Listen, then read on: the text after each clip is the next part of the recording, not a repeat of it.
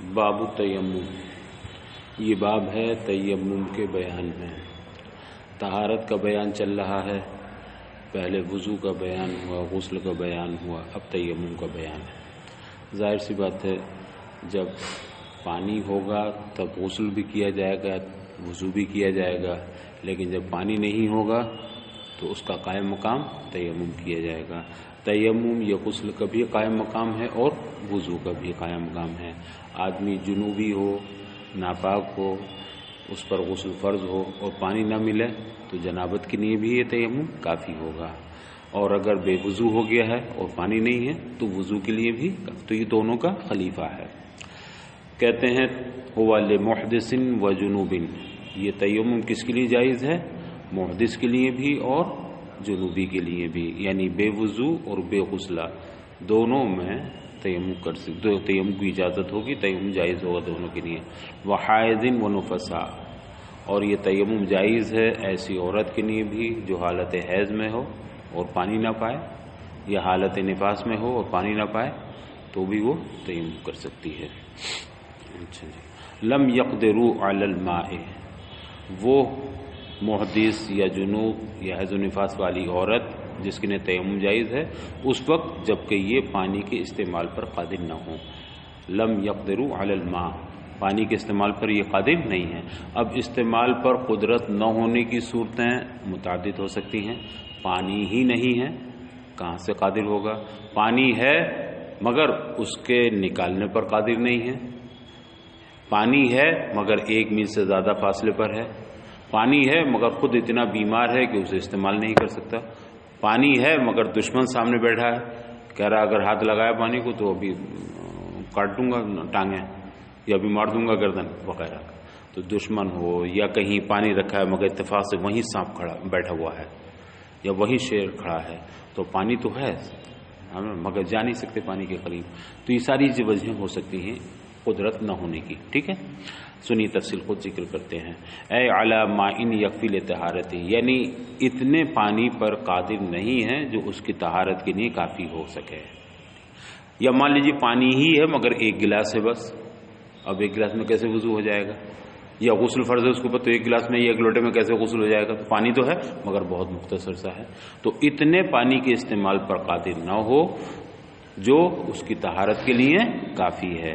حتیٰ اذا کان للجنوب ماء، حتیٰ کہ اگر کسی جنوبی کے پاس اتنا پانی ہے جو صرف وضو کے لیے تو کافی ہے لیکن غسل کے لیے کافی نہیں ہے، فقط 1 لوٹا پانی ہے، وضو تو کر سکتا ہے 1 لوٹے میں مگر غسل نہیں کر سکتا، تو یہ تیمم، تو کیا کرے گا؟ یہ غسل واجب ہے اس کے اوپر، جنوبی ہے تو یہ تیمم کرے گا۔ ولا یجب علیہ التوضؤ عندنا، تو اب 1 لوٹا پانی تو تھا اس کے پاس، وضو کر سکتا تھا، اور بے غسل بھی ہوتا ہے اور بے وضو بھی ہوتا ہے، تو اس کے یہ حکم نہیں دیا جائے گا کہ تم 1 لوٹا پانی ہے تو وضو کر لو اور باقی غسل کا تیمم کر لو، بلکہ یہ تیمم ہی اس کے غسل کے لیے بھی کافی ہے اور اس کے وضو کے لیے بھی کافی ہوگا۔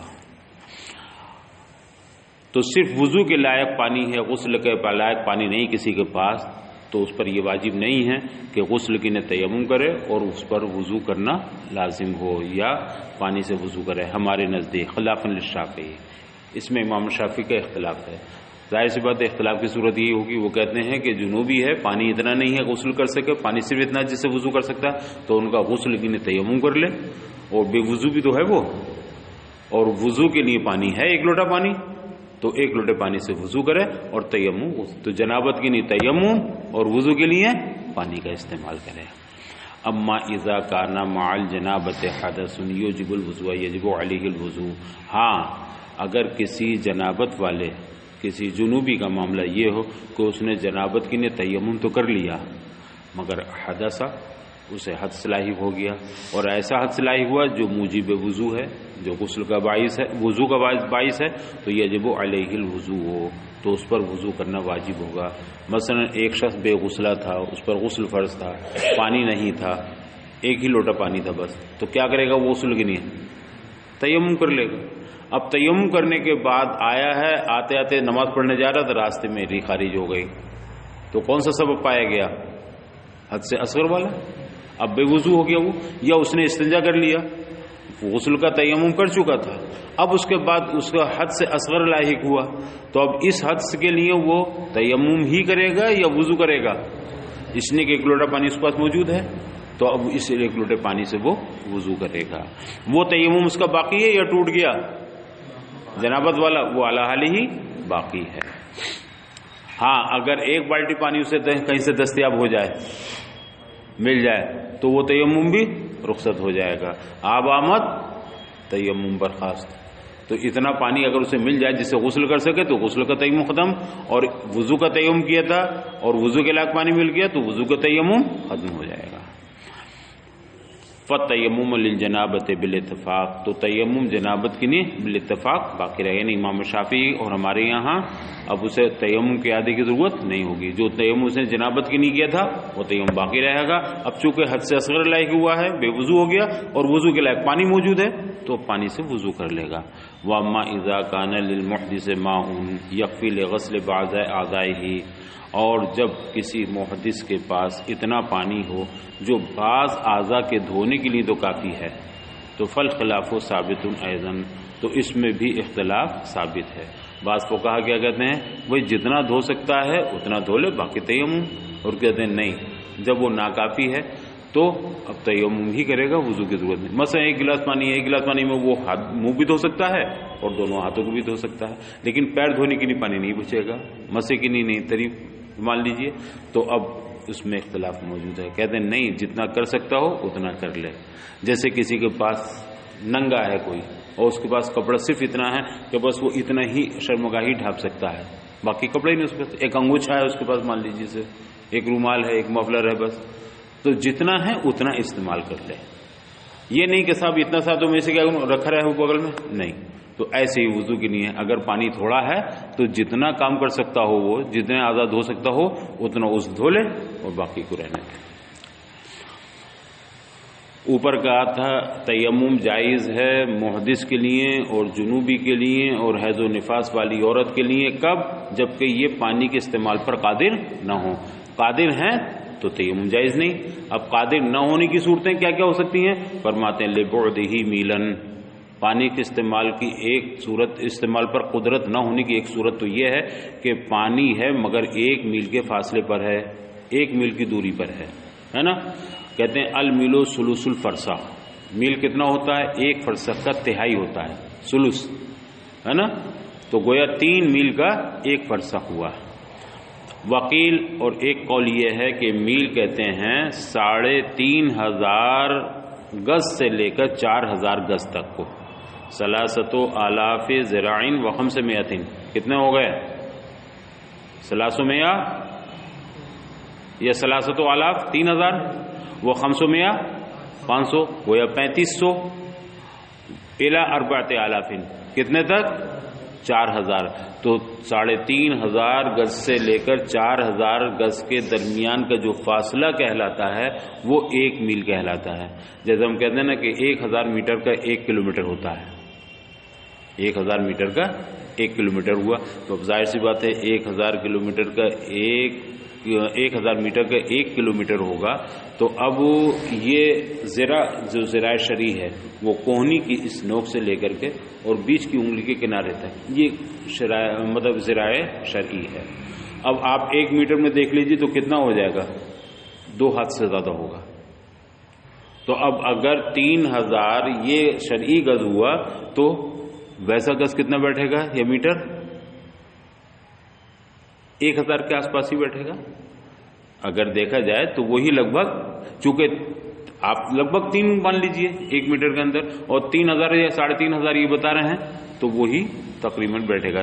تو آج کی انگریزی مطلب ان کا پیمانہ ہے، اپنے حساب سے شرعی طور پر کیا ہے؟ 1 میل کتنے کو کہیں گے؟ 3500 سے لے کر 4000 گز تک کے فاصلے کو۔ اور یہ گز بھی کون سا گز؟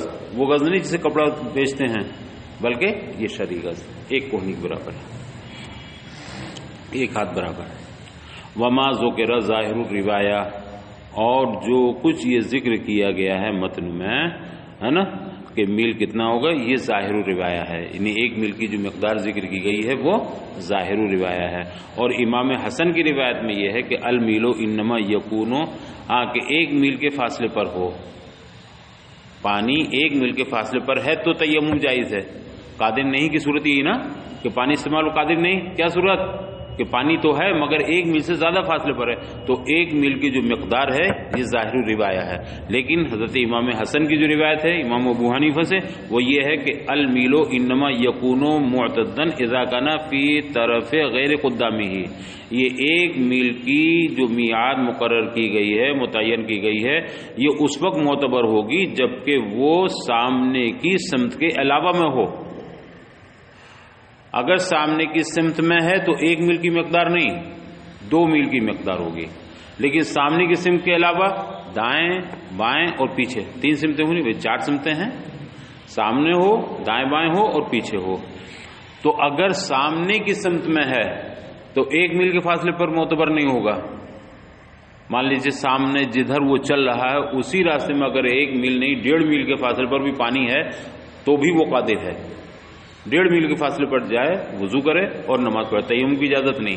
لیکن دائیں طرف 1 میل کے فاصلے پر ہے، بائیں طرف 1 میل کے فاصلے پر ہے، جہاں اسے ضرورت ہوئی ہے وضو کرنے کی نہیں نماز پڑھنے کی نہیں، پیچھے جہاں سے وہ چلا آ رہا وہاں 1 میل کے فاصلے پر ہے تو 1 میل کا وہاں اعتبار کیا جائے گا.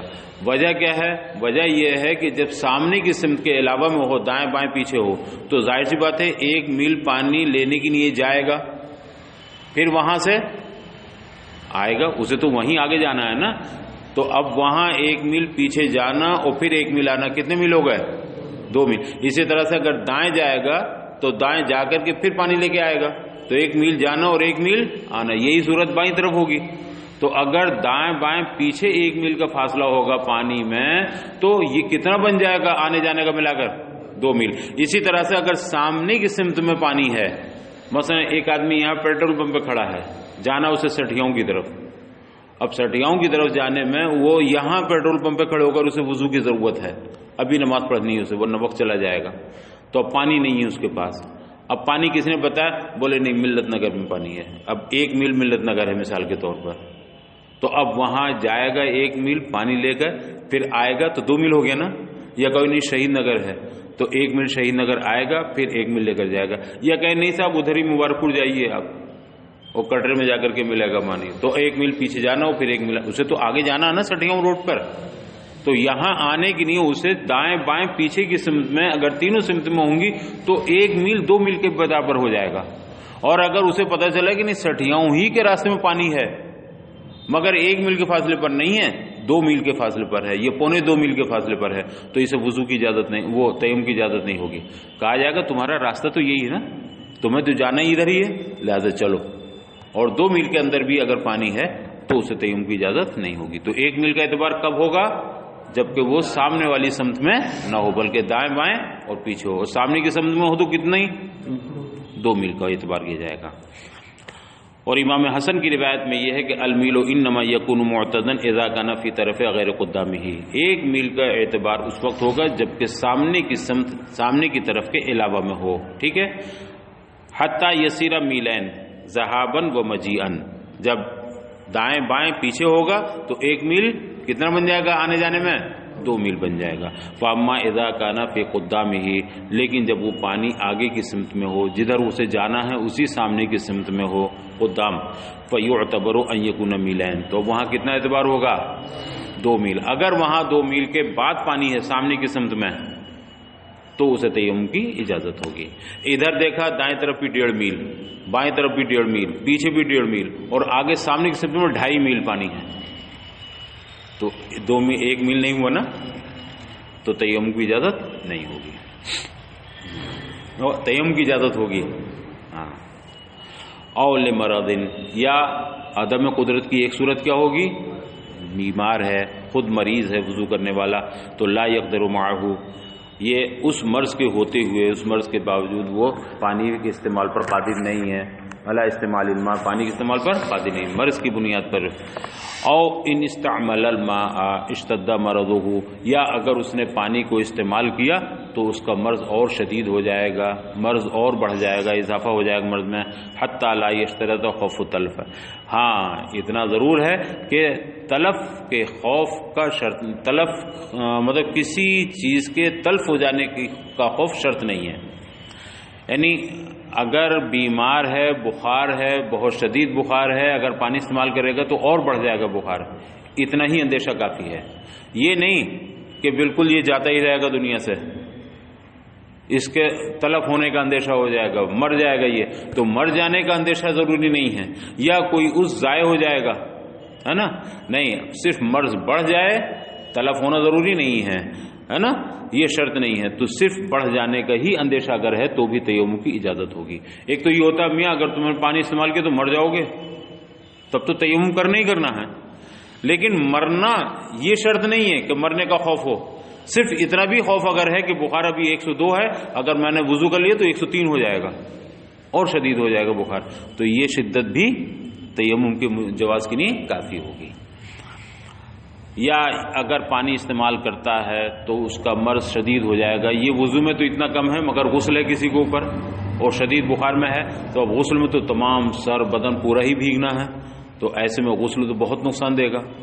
وضو میں تو صرف یہ ہے کہ چلو بھئی تھوڑا ہاتھ پیر بھیگے بات ختم ہوئی، لیکن غسل اگر ایسے میں کر لیا اس نے تو خطرہ ہو جائے گا اس کے مرض میں شدت کا بھی اور اس کے جانے رہنے کا بھی، تو مرض اس کا بڑھ جائے گا، شدید ہو جائے گا، حتیٰ کہ اس کے جاتے رہنے کا یا اس کے ضائع ہو جانے کا خوف شرط نہیں ہے کہ وہ بالکل ہی دنیا سے رخصت ہو جائے، یہ ضروری ہے۔ خلافاً للشافعی، امام شافعی کا اس میں اختلاف ہے، وہ کہتے ہیں نہیں، تیمم اسی وقت ہوگا جبکہ اس کے اتنا خطرہ بن جائے کہ بالکل رخصت ہو جائے۔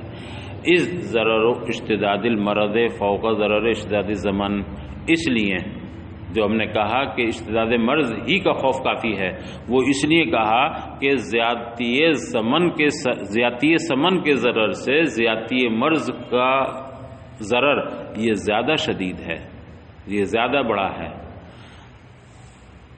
وہ یبیح التیمم، اور زیادتی سمن کا ضرر مبیح تیمم ہے، وہ تیمم کو جائز کر دیتا ہے، مباح کر دیتا ہے۔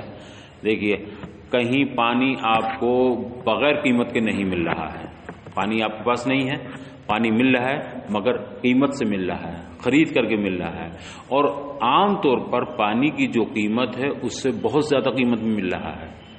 مثلا 1 لیٹر بوتل 10 روپے کی ملتی ہے یا 15 روپے کی ملتی ہے اور وہ 30 روپے کی دے رہا ہے دکاندار، تو زیادہ ہو گیا نا، عام ریٹ سے ریٹ زیادہ ہو رہے ہیں، تو زیادتی ثمن کا جو ضرر ہے سارے فقہا کے نزدیک، امام شافعی بھی اس میں ہیں، سارے فقہا یہ فرماتے ہیں کہ ایسی صورت میں اسے اتنا قیمتی پانی خریدنے کی ضرورت نہیں ہے، تیمم کر لے۔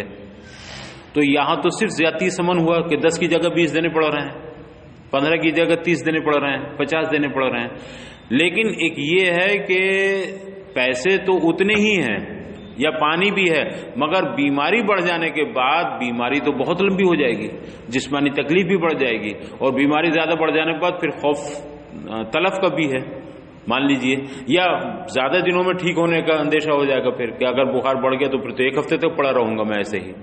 تو یہ خطرہ یا یہ اندیشہ جو مرض بڑھ جانے کا ہے، یہ اس خطرے سے زیادہ ہے کہ نہیں؟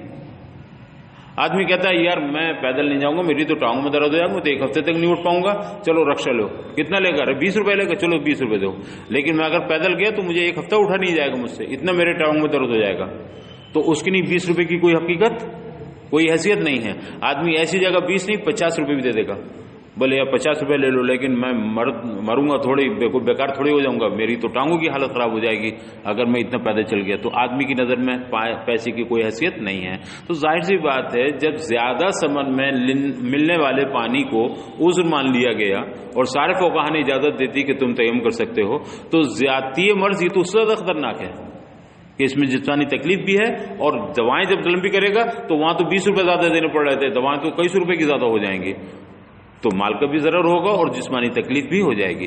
تو زیادتی شدت مرض ہے نا، یہ زیادہ ہے، یہ زیادہ خطرناک ہے کس سے؟ زیادتی سمن سے۔ اس ضرر و اشتداد مرض، اس لیے کہ اشتداد مرض کا ضرر یہ زیادہ ہے زیادتی سمن کے ضرر سے، اور زیادتی سمن کا ضرر یہ مبیح تیمم ہے، تو وہ بدرجہ اولا مبیح تیمم ہوگا۔ او بردن، یا استعمال نہ ہونے کی ایک صورت کیا ہوگی؟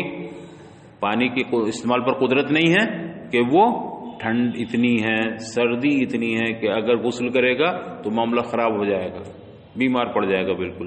تو اتنی شدید اگر سردی ہو تو بھی تیمم کرنے کی اجازت ہے. عام سردی نہیں، جیسے اب صبح دسمبر کا مہینہ چل رہا ہے، جنوری کا مہینہ چل رہا ہے، بڑی ٹھنڈ لگ رہی ہے، چلو تیمم کر لو، کہاں وضو کرنا. نہیں نہیں نہیں، ہاں یہ سردی نہیں. سردی اتنی ہے کہ مسئلہ بہت ٹیڑھا ہو جائے گا، بالکل برف جم رہا ہے. بعض علاقوں میں ہوتا نا پانی جم جاتا ہے، بالکل برف جیسا ہو جاتا ہے. تو اگر بہت سخت سردی ہے تو بھی اجازت ہے. اے ان استعمل الماء یضره، یعنی اگر پانی استعمال کرے گا سخت سردی میں تو بیمار پڑ جائے گا، ضرر پہنچے گا، اسے تکلیف ہوگی. تکلیف تو تھوڑی بھی تکلیف ہوتی ہے، لیکن یہاں تھوڑی تکلیف نہیں بلکہ شدید ضرر پہنچے گا، اس سے بہت نقصان ہوگا. تو بھی تیمم کرے.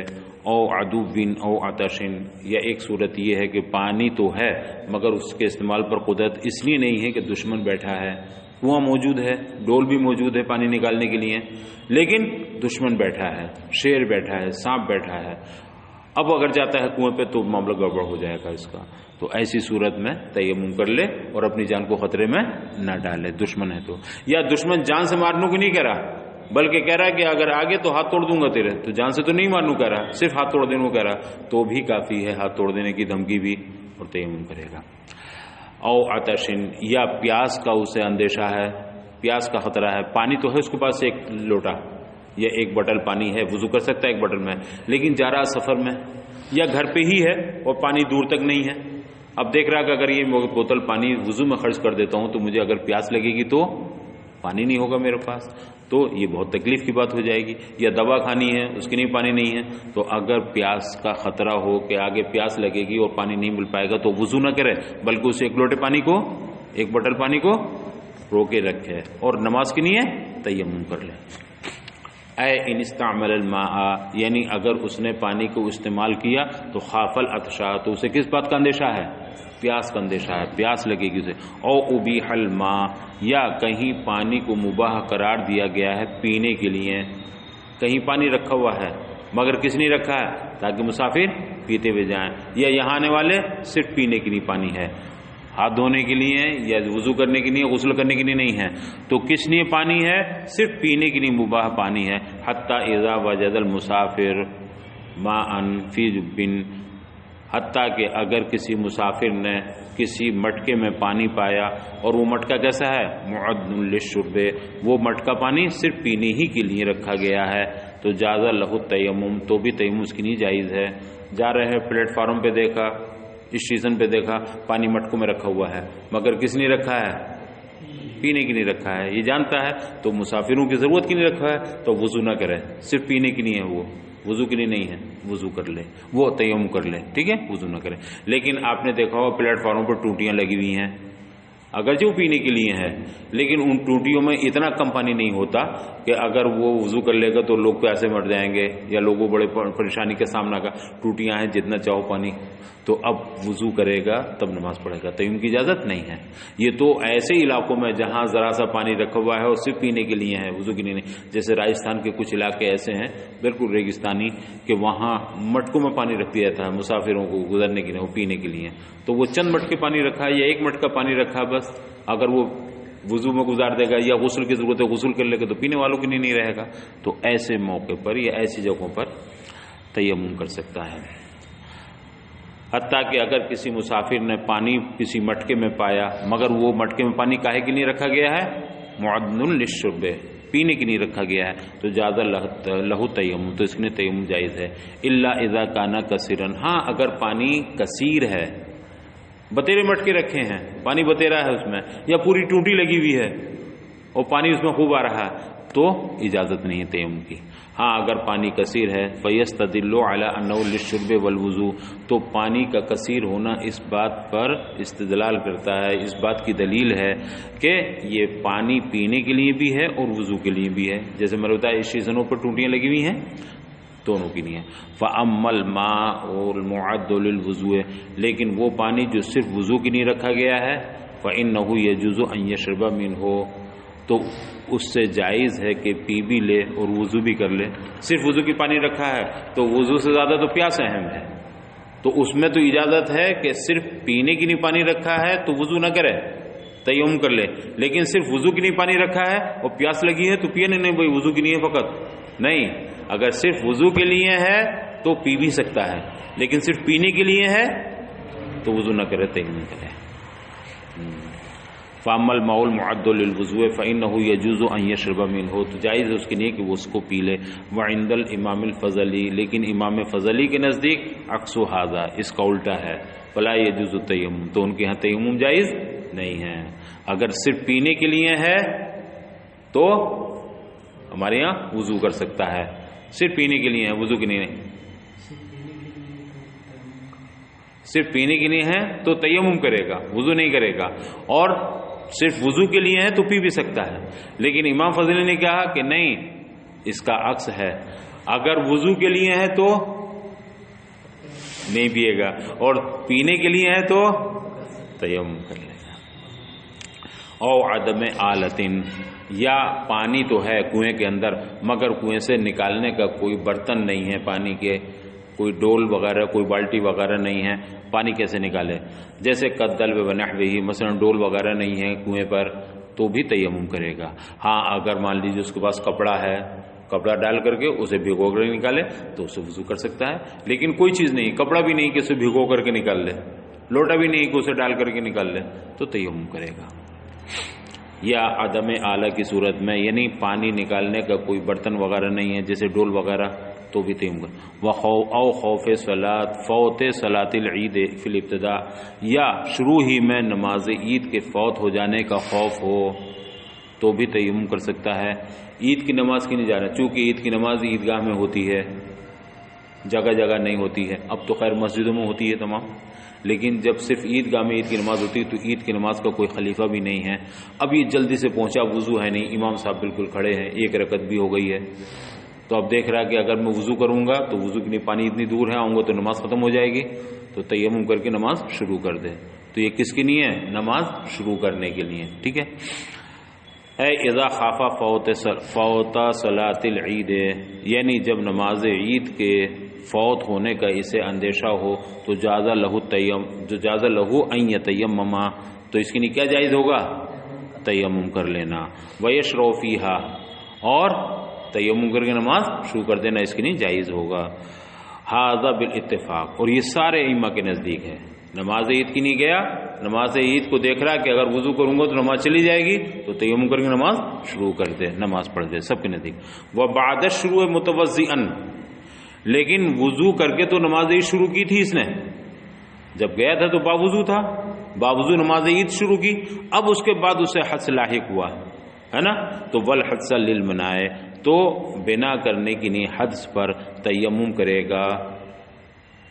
وضو کر کے شروع کی تھی لیکن اب دوران نماز اسے حدث لاحق ہو گیا، ایک رکعت کے بعد یا 2 رکعت کے بعد قاعدے میں، اب اگر وضو کرنے جاتا تو نماز ہو جائے گی، تو ایسی بنا کی صورت میں وہ تیمم کر سکتا ہے۔ اے اذا شرع فی صلاۃ العید متوضئا، یعنی جب کسی شخص نے نماز عید کو حالت وضو میں شروع کیا، ثم سبقہ الحدث، پھر اسے حدث لاحق ہو گیا، ویخاف انہ ان توضأ یفوتہ الصلاۃ، اور اسے اندیشہ ہے کہ اگر وہ وضو کرتا ہے تو نماز فوت ہو جائے گی، تو جاز لہ ان یتیمم للبناء، تو اسے جائز ہے کہ وہ تیمم کرے، اور تیمم کر کے پھر بنا کرے۔ یہ شروع کے لیے نہیں ہوا نا، بنا کے لیے ہوا، بنا کی جائز۔ ھذا عند ابی حنیفہ، لیکن امام ابو حنیفہ رحمۃ اللہ علیہ کے نزدیک خلافا لہما، مگر اس میں حضرات صاحبین کا اختلاف ہے۔ وَإِن شَرَعَ بِالتَّيَمُّمِ وَسَبَقَهُ الْحَدث، اور اس نے اگر تیمم کر کے شروع کی تھی نماز، ظاہر سی بات ہے گیا تھا نماز تیار تھی، اب اس نے تیمم کر کے شروع کر دی نماز، تو نماز شروع کی ہے متوضئا یا متیمما؟ متیممن، تیمم سے نماز شروع کی ہے، ٹھیک ہے۔ اب اسے اتفاق سے 1 رکعت کے بعد حدث لاحق ہو گیا، وضو ٹوٹ گیا اس کا، تو اب ظاہر سی بات ہے پانی تو ہے، اگر جائے تو وضو کر سکتا، مگر شروع کیسے کی تھی اس نے؟ تیمم کر کے۔ اب اگر وہ وضو کرنے جاتا ہے اور وضو کر کے آتا ہے تو نماز فاسد ہو جائے گی، اس لیے کہ یہ پہلے جو شروع کر چکا وہ حالت ضعیف تھی اس کی، تیمم کر نماز شروع کی تھی، اب بنا اقوا ہو جائے گی، قوی تر ہو جائے گی، لہذا نماز فاسد ہو جائے گی، تو اب اسے حکم ہے کہ وہ کیا کرے گا؟ تیمم ہی کر لے گا۔ وہیں شراب تیمم، اگر تیمم کر کے نماز شروع کی تھی وسبقہ الحدث، اور اس سے درمیان نماز اثناء نماز حدث لاحق ہو گیا تو جاز لہ تیمم، تو اس کے لیے جائز ہے کہ وہ تیمم کرے بنا کے لیے بالاتفاق، اس میں کسی کا اختلاف نہیں ہے، میں نے بتایا نا، ورنہ نماز فاسد ہو جائے گی۔ فقولہ هو المحدث مبتدأ، ماتن نے جو شروع میں کہا تھا باب تیمم کے بعد ہوا لمحدث، ٹھیک ہے، یہ ہوا لمحدث جو ہے یہ مبتدا ہے، اور آگے آ رہا ہے ضربتن، یہاں نیچے متن میں یہ ضربتن خبر ہے اس کی، ہوا لمحدث یہ مبتدا بنے گا، اور ضربتن آگے جو آ رہا ہے وہ اس کی خبر ہے، ٹھیک۔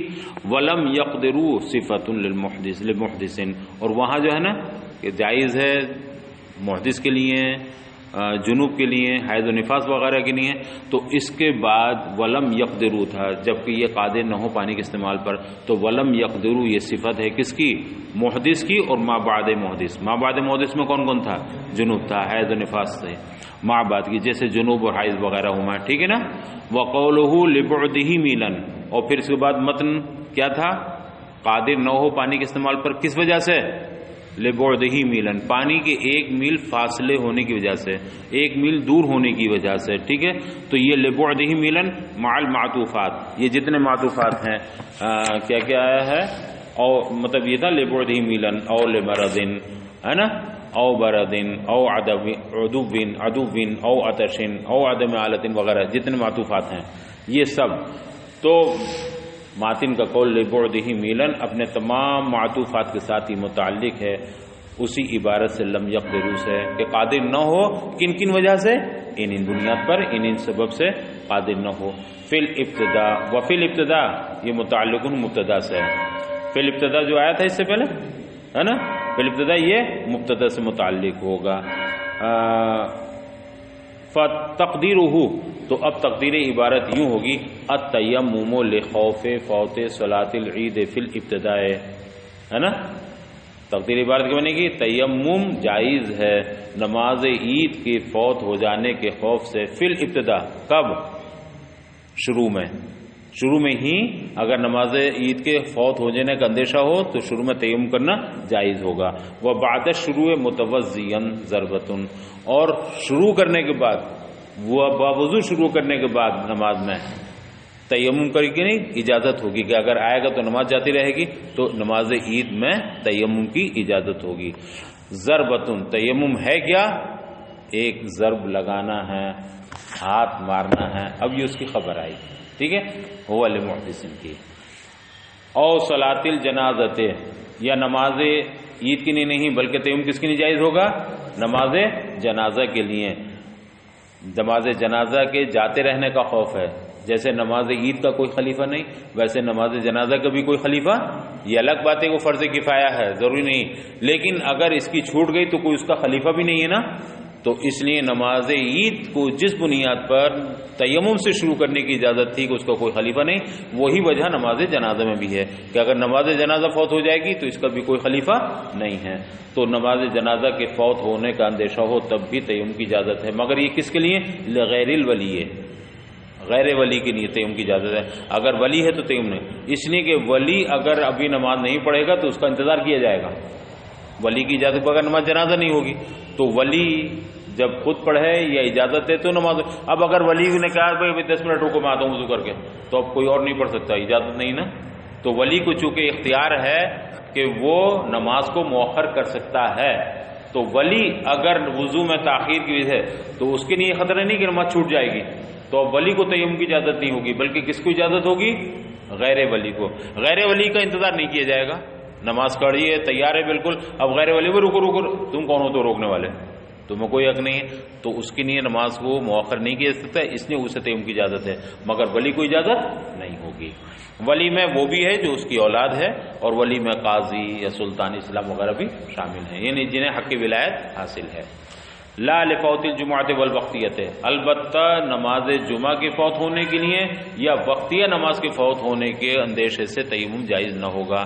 آدمی جمعہ پڑھنے جا رہا ہے، اب جمعہ پڑھنے جا رہا ہے تو ظاہر سی بات ہے دیکھ رہا ہے جمعہ چلا جائے گا، وضو کرنے جاؤں گا تو بہت دور ہے وضو کرنے کا انتظام، لہٰذا تیمم کر کے شروع کر دوں، نہیں، اگر جمعہ چھوٹ رہا ہے تو چھوٹ جائے وضو کر، اس لیے کہ اگر جمعہ چھوٹے گا تو اس کا قائم مقام ظہر موجود ہے. اسی طرح سے وقتیہ نماز عصر کی جماعت بالکل تیار ہے نا، یا عصر کا وقت ہی جا رہا ہے بالکل، اگر وضو کرتا ہے تو وقت نکل جائے گا تو بھی نماز نہ پڑھے، تیمم کر کے وضو کر کے ہی پڑھے، ہے نا. اگر یہ مطلب قضا بھی ہو گئی تو اس کی قضا ہے، یہ ادا کر لے گا، پڑھ لے گا. تو وقتیہ اور جمعہ کے فوت ہونے کے اندیشے سے تیمم کی اجازت نہیں. لأن فوتہما الی خلفین، اس لیے کہ ان دونوں کو فوت ہونا کس کی طرف ہے؟ خلیفہ اس کا موجود ہے، جمعہ کا بھی خلیفہ ہے اور وقتیہ کا بھی. وقتیہ کا خلیفہ قضا اور جمعہ کا خلیفہ ظہر. وہو الظہر والقضاء، اور یہ ترتیب لف و نشر مرتب ہے. جمعہ کا خلیفہ ظہر اور وقتیہ کا خلیفہ قضا ہے. ضربتن، اب یہ خبر آئی، بس یہیں تک ہمیں لانا تھا.